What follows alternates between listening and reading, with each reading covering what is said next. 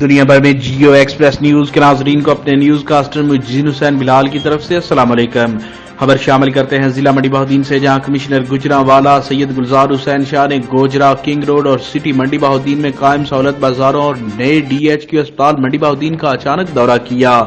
Deputy commissioner Tariq Ali Basra, assistant commissioner Malik Kashif Nawaz, C E O health doctor Muhammad Ilyas Gondal, M S D H Q doctor Mahar Akhtar حسین بلوچ اور دیگر متعلقہ محکموں کے افسران بھی موقع پر موجود تھے۔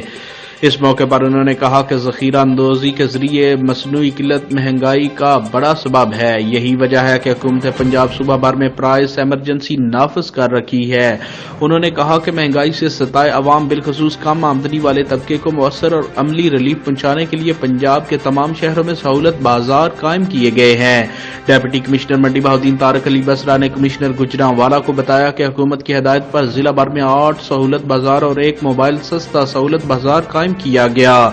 کمشنر نے اپنے دورے کے دوران سہولت بازاروں میں قائم پھلوں، سبزیوں اور کریانہ شاپس کے سٹالز کا معائنہ کیا۔ بات کریں کمشنر گجرانوالہ سید گلزار حسین شاہ کے نئے ڈی ایچ کیو ہسپتال کے دورے کی تو انہوں نے ہسپتال میں مختلف شعبوں، I C U, operation theatre, burn unit, laboratory, male female اور گائنی وارڈز، ایمرجنسی، صفائی ستھرائی،